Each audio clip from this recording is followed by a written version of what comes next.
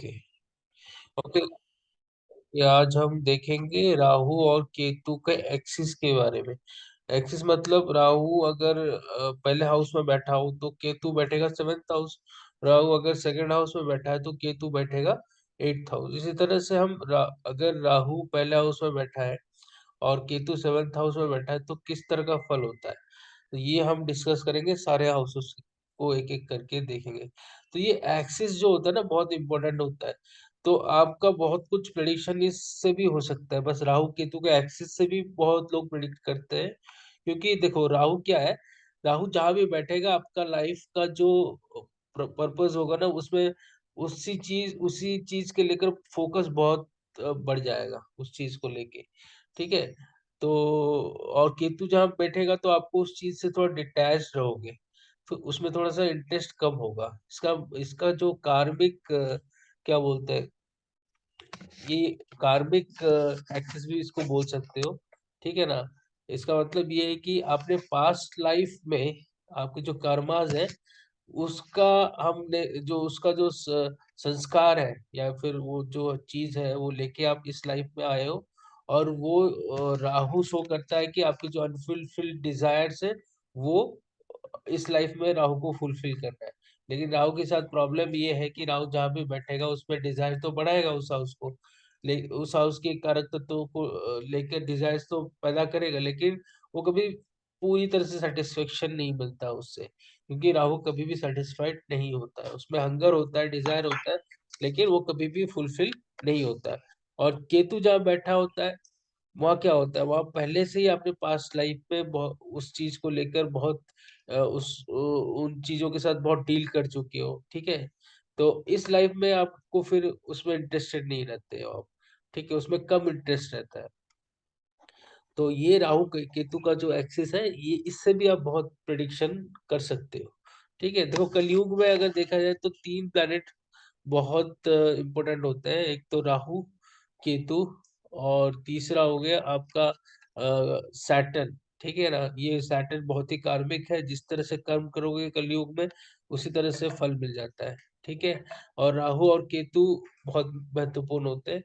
Jupiter वगैरह बहुत ही benefic planet है नो डाउट, लेकिन ये कलयुग है। और कलयुग में राहु बहुत ही पावरफुल है और सारा चीज राहु से ही चलता है। आप सोशल मीडिया को देख लो या फिर बिजनेस को भी देख लो, बिजनेस में तरक्की भी राहु ही दिलाता है। ठीक है।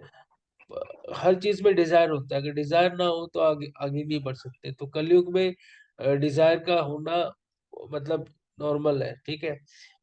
तो लेकिन अगर ये सतयुग होता और कोई युग होता जिसमें मेन मकसद लोगों का था कि डिजायर को कम करना, और उसी इसीलिए वो वनवास जाते थे या फिर जो होता था क्या बोलते हैं सांसारिक चीजों से दूर होके फिर वो मतलब ऋषि मुनि जो होते थे वो अपने आप को ढूंढते थे, भगवान को ढूंढते थे, अंदर ही अंदर मेडिटेशन करते थे। तो इस तरह का कुछ लोगों में है नहीं। ये कलयुग है, यहाँ पर बस मेटेरियलिस्टिक चीजों के पीछे भागना है। तो यहाँ पर सबसे पावरफुल प्लेनेट कौन सा है? राहु। ठीक है। और सबसे मतलब एक तरह से इन सबसे दूर लेके जाना वो हो गया केतु। ठीक है। अब दुनिया में दो ही प्रकार के लोग हैं। सतयुग में तो एक भी थे। सतयुग में जो था वो युग अलग था जिसमें बहुत 80 to 90% आपके अच्छे लोग थे, जिस जो कि बस भगवान को पाना चाहते थे, और 10% असुर थे, वो हमेशा लोगों को परेशान करते थे।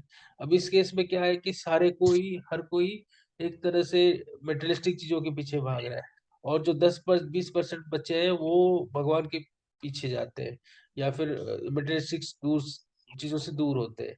वो केतु को रिप्रेजेंट करते हैं। ठीक है। समझ में आ रहा है ना? जी। हेलो।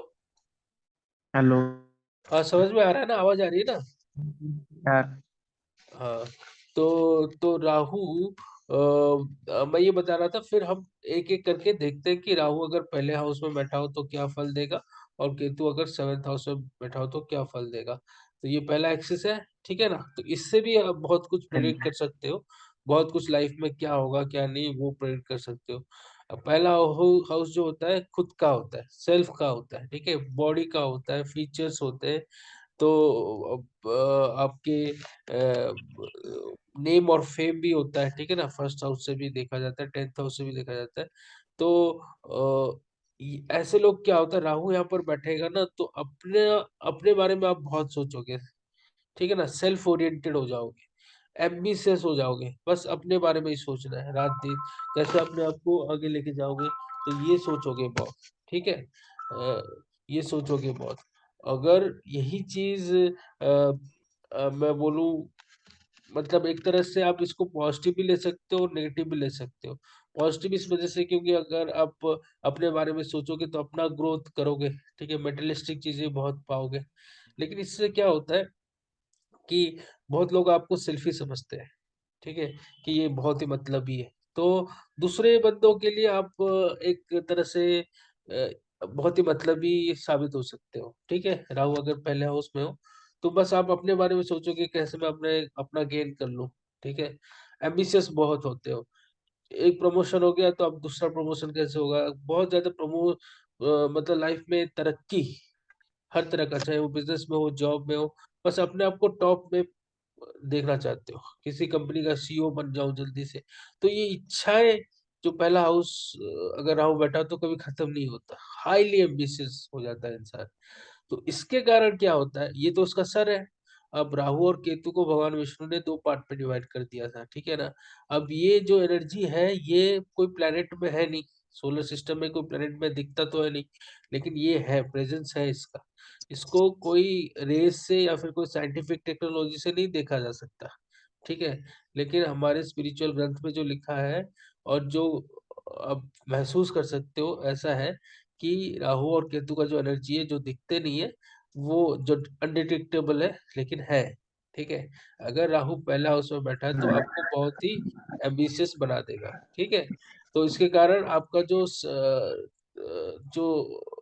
मैरिड लाइफ है, ठीक है, जो रिलेशनशिप्स है, उसमें प्रॉब्लम आ जाती है, ठीक है। क्योंकि इंसान अपने बारे में इतना सोचता है कि वो फिर मैरिज को कुछ नहीं समझता, स्पाउस को कुछ नहीं समझता, वो बस अपने आप को ही सब कुछ समझता है, जिसके चलते हो सकता है कि मैरिज के बाद फिर लड़ाई झगड़ा हो, या फिर मैरिज में मतलब वो कोई रिलेशनशिप रखने का एक तरह से इंटरेस्ट भी कम हो जाता है, क्योंकि एक तरफ से राहु अब बस सोचता रहता है कि कैसे मैं अपने आप को आगे दिखाऊं, बड़ा दिखाऊं, ठीक है।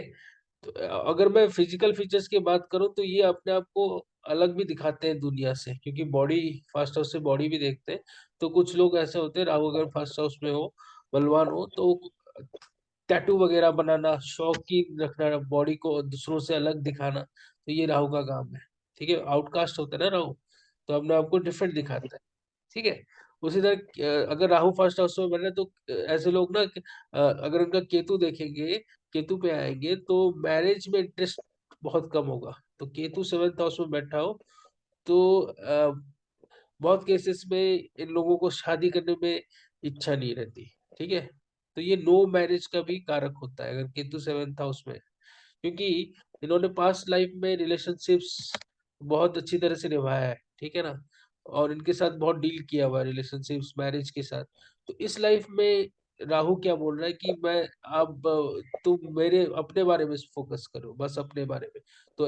तो मैरिज लाइफ इनका, रिलेशनशिप वाला लाइफ इनका पीछे छूट जाता है, ठीक है। तो ये होता है राहु केतु का फर्स्ट और सेवेंथ का connection. Lack of interest in marriage जैसे मैंने देखा है, तो हो भी सकता है कि उनकी जो स्पाउस हो बहुत ही स्पिरिचुअल हो, क्योंकि सेवेंथ हाउस में अगर केतु बैठा है तो ये भी एक चीज हो सकता है, ठीक है। तो इनको डील करना पड़ता है किससे, मैंने यहाँ पर लिखा है यू वर्सेस रिलेशनशिप। यू यानी आप खुद, यानी आपका जो एम है, मिशन है, उसके साथ, रिलेशनशिप के साथ आपका हमेशा ये मतलब फाइट एक तरह से चलता रहता होगा, ठीक है ना। यू वर्सेस रिलेशनशिप, ठीक है। तो ये मेन पर्पज है राहु फर्स्ट और केतु सेवेंथ, ठीक है। एक तरफ आप अपने बारे में सोचोगे, अपने गेन्स के बारे में सोचोगे, और पीछे छूट जाएगा क्या, आपकी मैरिज, आपका मैरिड लाइफ, ठीक है। ये रिलेशनशिप, बिजनेस पार्टनरशिप, कोई किसी तरह का रिलेशनशिप सेवंथ हाउस से देखते हैं तो वो पीछे छूट जाता है, क्योंकि बस आप अपने बारे में सोचते रहते हो इसकी वजह से। तो ये भी आप देख के ही बता सकते हो फट से कि ये तो हर एक मतलब रहेगा ही रहेगा। ठीक है। बाकी राहु और केतु ज्यादातर फल किसका देते हैं? डिस्पोजिटर का। यानी इस कुंडली में सूर्य जहां पर बैठा होगा उसका भी रिजल्ट देंगे, केतु किसका रिजल्ट देगा? सैटर्न का। तो उस हिसाब से भी कुछ फर्क पड़ जाता है। ठीक है। जिस नक्षत्र में बैठे हैं तो उसका भी रिजल्ट आता है। तो वो भी सब देखना पड़ता है, लेकिन ओवरऑल ये है जो मैंने आपको बताया, यू वर्सेस रिलेशनशिप, फर्स्ट और सेवेंथ हाउस। ठीक है। तो आज मैं यही रुकता हूँ। कोई डाउट है तो मुझे पूछो। हाँ,